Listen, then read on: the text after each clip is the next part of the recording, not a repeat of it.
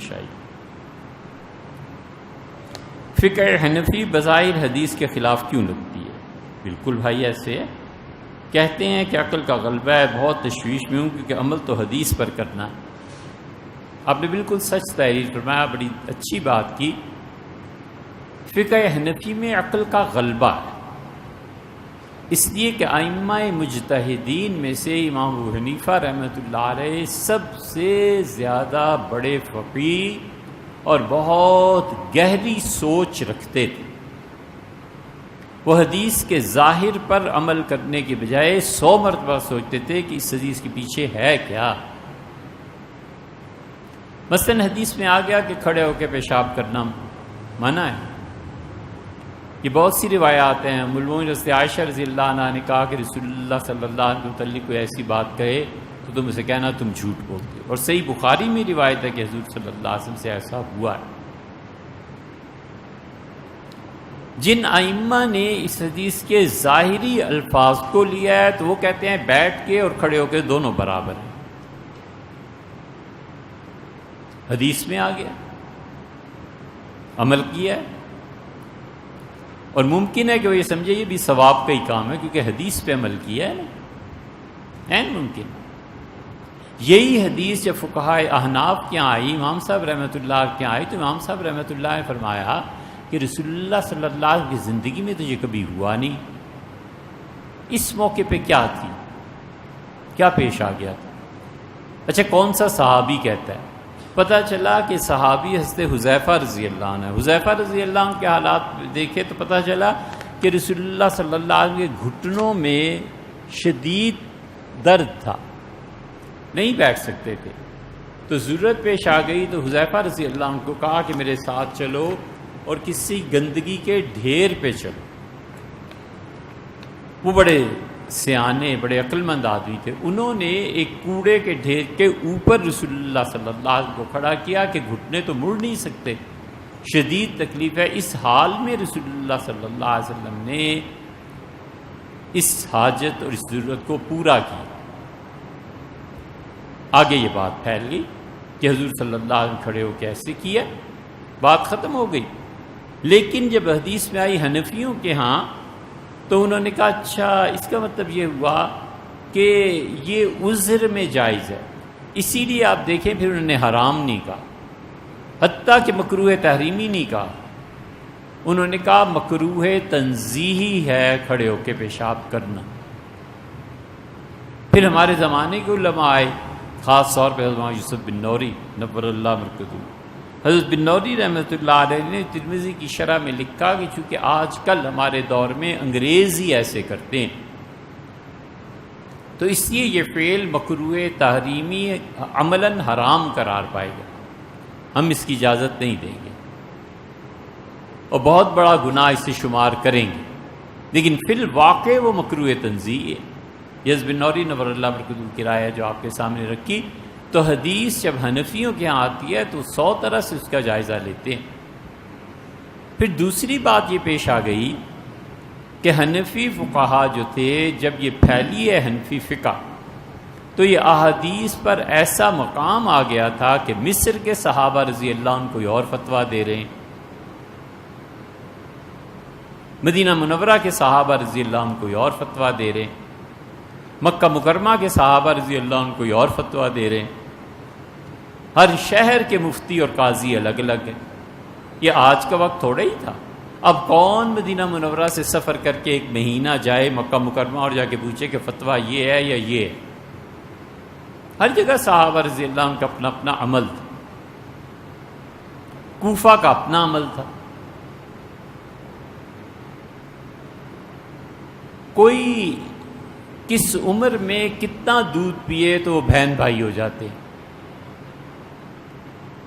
ام المومنین سے عائشہ رضی اللہ عنہ کو یہ مسئلہ پیش آ گیا تھا تو ام المومنین رضی اللہ عنہ نے کہا کہ تم جاؤ، وہ مرد تھا، اچھی خاصی اس کی عمر تھی، فرمایا تم فلاں جگہ اس کے پاس جاؤ اور اسے کہو کہ وہ عورت اپنا دودھ تمہارے منہ میں ڈال دے، کسی چمچے وغیرہ میں کسی چیز میں نکال کے ڈال دے، تم اس کے بھائی ہو جاؤ۔ فتویٰ تو اب یہ بھی ہو سکتا ہے، یہی روایت جب حنفیوں کے ہاں پہنچی تو انہوں نے کہا اس کا مطلب یہ ہے کہ بچے کے جو دودھ پینے کی عمر ہوتی ہے اس عمر میں پیے گا تو حکم لگے گا، وگرنہ نہیں لگے گا، یہ ٹھیک نہیں ہے۔ تو جب زمانہ آیا جنگوں سے امن کا، خلافت راشدہ، پھر امویوں کے ہاں جب خلافت گئی عباسیوں میں، تو عباسیوں کا پہلا دور تو ان کے لڑائیوں میں گزرا اور بغاوتیں ہوتی رہیں۔ ہارون الرشید جو تھا اس نے جم کے حکومت کی، اور بڑا پڑھا لکھا، بہت پڑھا لکھا آدمی۔ وہ ایک اس کی زندگی کا یہ واقعہ پوری تاریخ کو اس نے پلٹ دیا۔ وہ در حقیقت اس پہ بڑا پریشان تھا کہ ادھر دیکھو یہ فتویٰ ہے، ادھر دیکھو یہ فتویٰ ہے۔ جس صحابی رضی اللہ عنہ نے جو چیز رسول اللہ صلی اللہ علیہ وسلم کی دیکھی اس نے دے دیا فتویٰ۔ مثلاً یہ کہ اونٹ کا گوشت کھانے سے وضو ٹوٹ جاتا ہے، یہ بھی فتویٰ ہے۔ یہ حنبلیوں کے ہاں اونٹ کا گوشت کھانے سے اب بھی وضو ٹوٹ جاتا ہے۔ یہ سعودیوں کو آپ کھلائیں نا اونٹ کا گوشت، دوبارہ وضو کریں گے۔ حضرت ابو ہریرہ رضی اللہ عنہ کو فتویٰ ہے اور صحیح حدیث ہے۔ گرم پانی سے وضو ہوتا ہے کہ نہیں ہوتا؟ حضرت ابو ہریرہ رضی اللہ عنہ نے کہا کہ جو چیز آگ پر پکائی جائے اس کے کھانے سے وضو ٹوٹ جاتا ہے، یہ ان کا فتویٰ تھا۔ یہ حدیث حضرت عبداللہ ابن عباس رضی اللہ عنہ آئے تو ابو ہریرہ رضی اللہ عنہ سنا رہے تھے۔ انہوں نے کہا چچا اگر آگ پہ پکنے والی چیز کھانے سے وضو ٹوٹ جاتا ہے تو پھر تو گرم پانی سے وضو ہونا ہی نہیں چاہیے۔ ابو ہریرہ رضی اللہ عنہ پہلے تو چپ ہو گئے، پھر انہوں نے کہا بھتیجے اگر حدیثیں سننی ہے تو آیا کرو، حجتیں کرنی ہے تو نکلو یہاں سے۔ یہ نہیں ہے کہ عقل پہ کوئی نہیں پرکھتا تھا، سب عقل پہ پرکھتے تھے کہ یہ کیسے ہو سکتا ہے۔ یہ سیدنا عمر رضی اللہ عنہ جیسا آدمی، عورت نے آ کے گواہی دی کہ ایسے ایسے یہ چیز پیش آئی تھی۔ سیدنا عمر رضی اللہ عنہ کا ایک عورت حفظت تم نصیحت بھول گئی یا اسے یاد رہا، پھر اس کی گواہی پہ میں کیا یہ فتویٰ دے دوں؟ یہ کہتی ہے رسول اللہ صلی اللہ علیہ وسلم نے ایسے کیا ہے، میں ہرگز عورت کی گواہی پہ فتویٰ نہیں دوں گا، فرمایا اس طرح کرو۔ سب سوچتے تھے، سب دانش مند تھے، اور عقل کا معیار مختلف تھا۔ نتیجہ یہ کہ یہ دور جب آیا ہارون الرشید کا، تو ہارون کے دور میں مختلف فتاویٰ آنے لگے۔ قتل اس صورت میں یہ سزا ہے، اس صورت میں یہ سزا ہے، اس طرح قتل ہو جائے تو اس طرح، اس طرح قتل ہو جائے تو اس طرح، مارا کیسے تھا، جسم کا کون سا حصہ توڑا تھا۔ قانون چاہیے تھا ایسا جو گورنمنٹ بناتی اور اس پہ لوگ متفق ہو جاتے، کم سے کم قاضی اس کے مطابق فتویٰ دے۔ تاریخ پلٹ گئی جب ہارون الرشید کے پاس روم کے بادشاہ کا پیغام آیا۔ اس نے کہا ہارون ہمارا قانون عیسائیوں کا صدیوں سے زمین پہ جاری، اور وہ صحیح کہتا تھا۔ آپ کا یہ جو کشمیر ہے یہاں پر عیسائیوں کی حکومت قائم تھی۔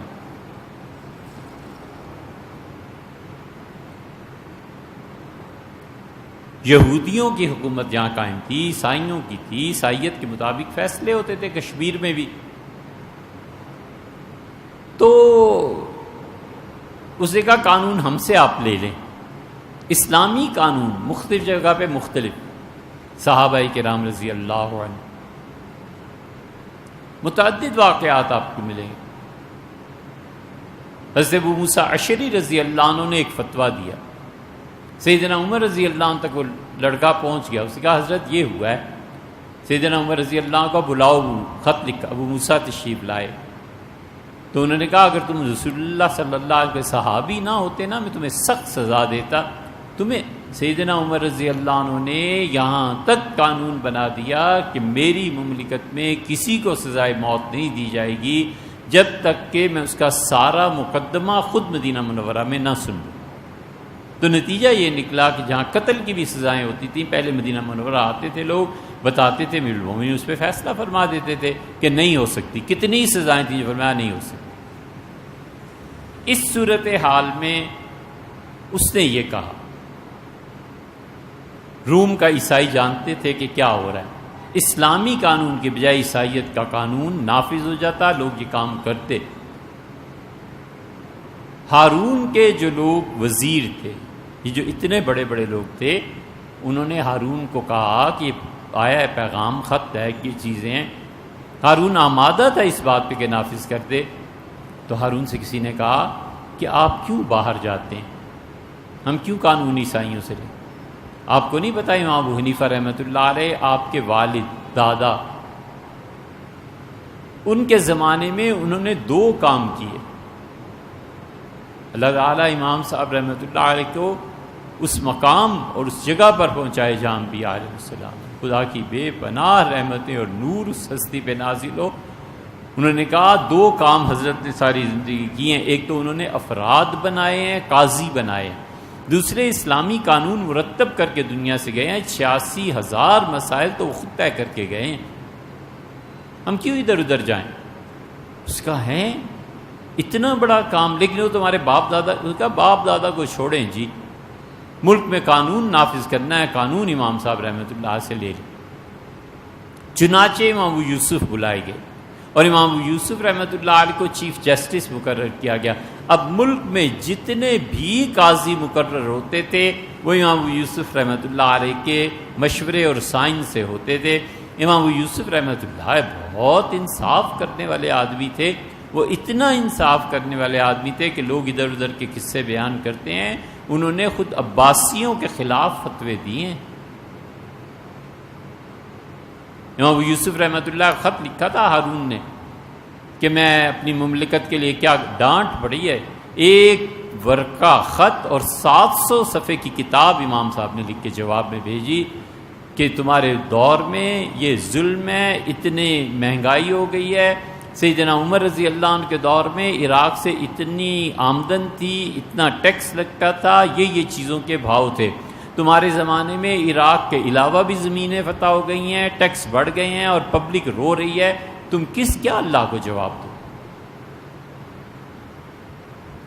تمہارے دور میں پیسہ اتنا تھا، ان کے دور میں پیسہ اتنا تھا، تم کر کیا رہے؟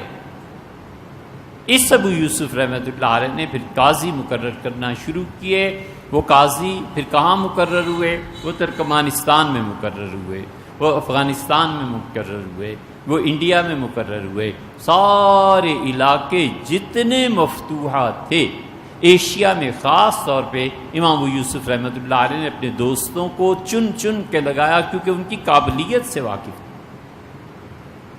امام ابو حنیفہ رحمۃ اللہ علیہ کو جب گورنمنٹ نے کہا، انہیں ڈر تھا نا کہ یہ آدمی جو حکومت کی مخالفت کر رہا ہے، تو پتہ چلا کہ حضرت زید رضی اللہ عنہ نے جو بغاوت کی تھی اس میں امام ابو حنیفہ رحمۃ اللہ نے زید رحمۃ اللہ علیہ کو خط لکھا، زید یہ حضرت باقر رضی اللہ عنہ کی اولاد، جعفر صادق کی اولاد۔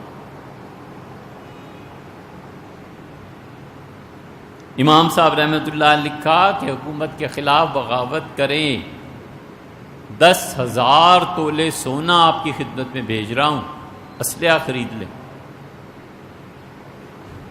اور میں فتویٰ دیتا ہوں کہ آج عباسیوں کی حکومت ختم کرنا یہ وہ ثواب ہے جو رسول اللہ صلی اللہ علیہ وسلم کے ساتھ بدر میں لڑنے والوں کا تھا۔ حکومت کے ہاتھ چڑھ گیا خط، کفو یہ آدمی تمہاری سلطنت۔ انہوں نے کہا، انہیں پتا تھا حضرت کبھی قاضی نہیں بنے، ان کا قاضی بنو، ان کا نہیں بنتا۔ اس کا تم جھوٹ بکتے ہو۔ امام صاحب رحمۃ اللہ بہت اچھا ہے، جھوٹا تو ویسے بھی قاضی نہیں بن سکتا۔ اس کا اللہ کی قسم تم قاضی بنو گے، اللہ کی قسم میں نہیں بنوں گا۔ یہ بڑا ایمان چاہیے امیر المومنین کے سامنے۔ اس کا ابو حنیفہ تم اپنی قسم توڑو گے، قاضی بنو گے۔ انہوں نے کہا آپ اپنی قسم توڑ دیں، آپ کے پاس تو خزانہ ہے، آپ اس کا کفارہ ادا کر سکتے ہیں، میں غریب آدمی کفارہ بھی کدھر سے ادا کروں؟ نتیجہ یہ نکلا کہ وہ جیل ڈال دیے۔ جیل کے اور زہر کے اثرات ذرا بات چیت یہ شروع ہوئی کہ اب ہوگا ایسے، نیکسٹ سٹیپ گورنمنٹ یہ لے گی، انہوں نے اپنے سارے شاگردوں کو بلا بھیجا۔ کوفہ کی جامع مسجد بھر گئی ان کے شاگردوں سے، 400 کے قریب غالباً آدمی تھے یا 4000 تھے، یہ لکھا ہے۔ امام صاحب رحمۃ اللہ علیہ چن چن کے بٹھاتے رہے کہ تم یہاں بیٹھو، تم اس سے پیچھے، تم اس سے پیچھے، اور پھر تقریر کی اور کہا یہ پہلی صف میں نے بٹھائے ہیں، قسم ہے پروردگار عالم کی، تم اور میں علم میں سب برابر ہیں، تم مجھ سے کسی طرح کم نہیں۔ پھر فرمایا جو پیچھے بیٹھے ہیں یہ اصول میں ہمارے برابر ہیں، فروعات میں نہیں۔ پھر اسی طرح گنتے چلے گئے اور پھر کہا کہ میں قاضی نہیں۔ لوگوں نے کہا حضرت قاضی، انہوں نے کہا خدا کی قسم میں تو اگر عراق کا گورنر مجھے کہے کہ اٹھ کے ذرا گننا اس مسجد کے دروازے کتنے ہیں، میں تو یہ کام کبھی ان ظالموں کے لیے نہ کروں، کجا یہ کہ یہ پرچی لکھ کے بھیج دیں کہ قاتل فلان ہے اور اس کو معاف کریں۔ یہ جتنے افراد تھے عمومی طور پہ بعد میں قاضی، امام صاحب رحمۃ اللہ کی جیل ہو گئی، زہر وغیرہ وغیرہ، یہ جب قاضی بنے ہیں تو پھر پوری ایشیا میں فقہ حنفی غالب آئی۔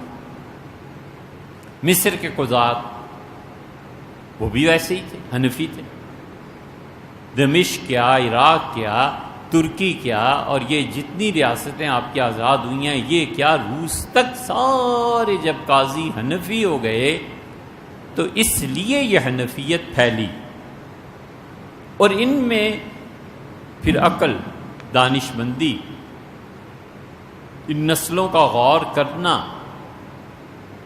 ائمہ کے ساتھ تکرار اور بحث کہ حدیث آئی ہے، یہ حدیث کہیں کینسل تو نہیں ہو گئی، مثلا نماز میں رفع یدین کرنا ہے یا نہیں۔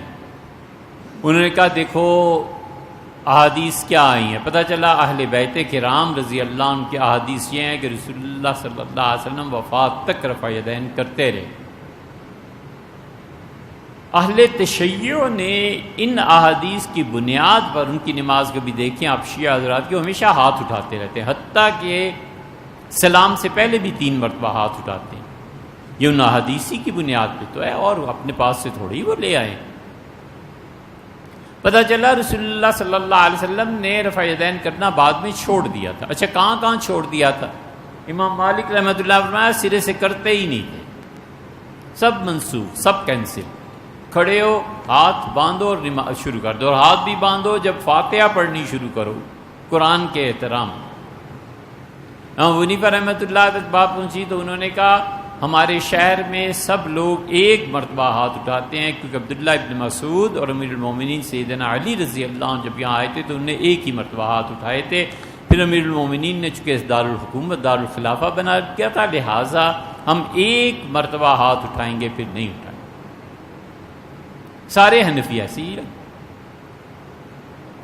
یہ چیزیں اس طرح ہوئی، اور پھر عقل کا غلبہ، کہ بات عقل میں آتی ہے یا نہیں؟ یہ حدیث کینسل تو نہیں ہو گئی، کہیں ایسے تو نہیں کہ رسول اللہ صلی اللہ علیہ وسلم نے اسپیشلی اسے حکم دیا اور آپ پوری امت کو لگا رہے ہیں۔ عورت آتی ہے اور کہتی ہے میرے شوہر سے طلاق، فرمایا کیوں طلاق؟ اس نے کہا اللہ کے رسول یہ فجر کی نماز نہیں پڑھتا، مجھے بڑی وحشت ہوتی ہے جو شخص صبح نہ اٹھے نماز نہ پڑھے۔ حضور صلی اللہ علیہ وسلم فرمایا کیا مسئلہ ہے؟ کہ اللہ کے رسول اتنی نیند آتی ہے، اتنی نیند آتی ہے، مجھے پتہ ہی نہیں ہوتا، جیسے میں بالکل بے ہوش ہو گیا ہوں، اور صرف میری نہیں میرے باپ کی بھی یہی، میرے دادا کی بھی یہی حالت تھی، ہم سوتے ہیں تو بالکل مدہوش۔ حضور صلی اللہ علیہ وسلم اچھا تو طلاق تو نہیں ہو سکتی، اس طرح کرو جب تم اٹھو نا سو کے تو پہلا کام یہ نماز پڑھ لیا کرو۔ یہ حدیث جب امام شافعی کے یہاں پہنچی تو انہوں نے کہا چھٹی ہے پوری امت کے لیے، فجر میں اگر آنکھ کھلے تو پڑھ لی، نہیں کھلی تو جب کھلی تب پڑھ لی، ٹھیک ہے۔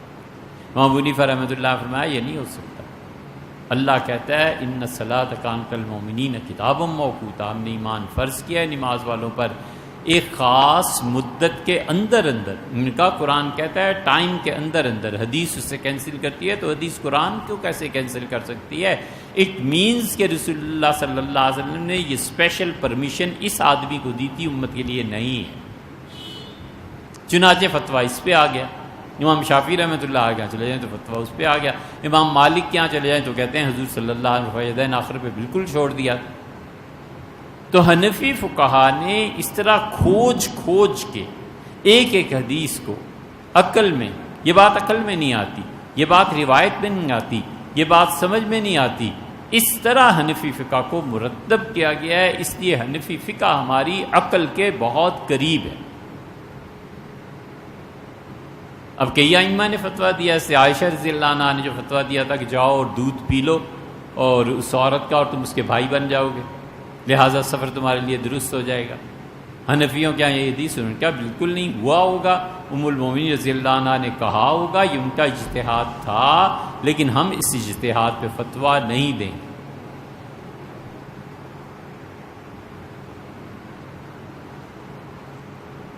اجرت کتنی دی جائے گی؟ کسی کا گھر کب نیلام کیا جائے گا؟ سود کا اطلاق کن کن چیزوں پر ہوگا؟ کیا حوائج اصلیہ بیسک نیڈز آف لائف کسی انسان کے پاس نہ ہوں اور وہ سود لے اور سود دے، اس کا کیا حکم ہے؟ یہ غالباً صرف حنفی فقہا کے ہاں ہے۔ وہ کہتے ہیں کہ سود لینے والا گناہ گار ہوتا ہے، سود دینے والا اس سے کم گناہ گار ہوتا ہے، اس لیے کہ سود جو دیتا ہے، اپنا پیسہ دیتا ہے نا بیچارہ، اپنا پیسہ کیوں خرچ کرے، مجبوری سے خرچ کر رہا ہے، وہ کہتے ہیں کم گناہ گار۔ وہ کہتے ہیں اسی لیے اللہ نے پورے قرآن کریم میں سود کے نظام میں ان لوگوں کو رگیدا ہے اور ان پر لعنت کی ہے جو لوگ سود وصول کرتے ہیں، لوگوں کا خون چوستے ہیں۔ لیکن کیا وہ سود دے کر اپنے ہاتھ سے کوئی چیز لے سکتا ہے؟ بہت سے حنفی فقہا کہتے ہیں کہ بیسک نیڈز کو دیکھنا چاہیے۔ کیا یہ لمبا موضوع ہے؟ تو اس لیے جو آپ نے تحریر فرمایا ہے نا کہ آپ تشویش میں کہ عمل تو حدیث پہ کرنا ہے، حدیث سے ثابت ہو جائے وہ بات، اور یہ بھی ثابت ہو جائے کہ حدیث کینسل نہیں ہوئی ہے، اور یہ بھی ثابت ہو جائے کہ ہمارے زمانے کے جو حالات چل رہے ہیں یہ اس حدیث کے مطابق جا رہے ہیں، ان شرائط کے بعد اس حدیث پہ عمل ہوتا ہے، ورنہ کیسے ہو سکتا ہے؟